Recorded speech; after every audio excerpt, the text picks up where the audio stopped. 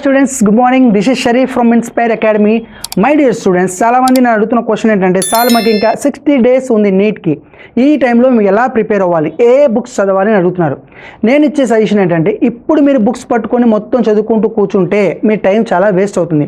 మీకు ఏదైతే సబ్జెక్ట్లో మంచి గ్రిప్ ఉందనుకున్నారో ఆ సబ్జెక్ట్ ఎలాగో మీకు వచ్చు కాబట్టి దాన్ని లైట్గా కవర్ చేయండి. కానీ ఇప్పుడు చేయాల్సిన పని ఏంటంటే, మ్యాక్సిమం ఎగ్జామ్స్ రాయాలి.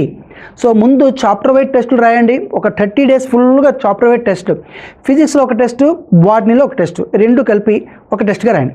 ఫిజిక్స్లో ఒక చాప్టర్, బాటనీలో ఒక చాప్టర్, ఈ రెండు కలిపి ఒక టెస్ట్గా రాయండి. నెక్స్ట్ డే కెమిస్ట్రీలో ఒక టాపిక్, జువాలజీ ఒక టాపిక్. ఈ విధంగా రోజుకు 2 సబ్జెక్టులోంచి ఒక్కొక్క టెస్ట్ రాసుకుంటూ 30 daysలో మ్యాక్సిమం సిలబస్ అయ్యేటట్లు కవర్ చేయండి. నెక్స్ట్ ఇంకా రిమైనింగ్ 30 days ఉంటాయి. ఈ 13 daysలో 15 days పార్ట్ టెస్ట్ రాయండి. అంటే ఫిజిక్స్లో 3 చాప్టర్లు, బాటనీలో 3 చాప్టర్లు, ఈ రెండు కలిపి ఒక పార్ట్ టెస్ట్గా రాయండి. ఈ విధంగా ఒక 15 days రాయండి. మొత్తం సిలబస్ రివిజన్ అయిపోతుంది.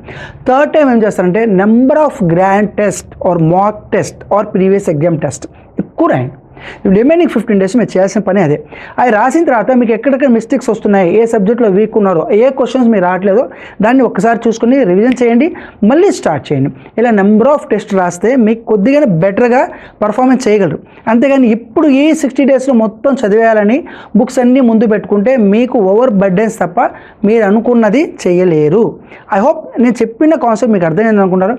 మీకు నీట్లో ఇంకా ఎగ్జామ్స్ లాంటివి ఇంకా డౌట్లు ఉన్నా, లేదా ఎలా ప్రిపేర్ అవ్వాలి, లేదంటే మా ఇన్స్టిట్యూట్లో దాని గురించి టెస్టులు ఎలా పెడుతున్నాం మీకు కనుక్కోవాలనుకుంటే ఒక్కసారి మా ఇన్స్టిట్యూట్ కాల్ చేయండి, ఒకసారి విజిట్ చేయండి, ఆ టెస్ట్ ప్రాసెస్ ఏంటో చూడండి.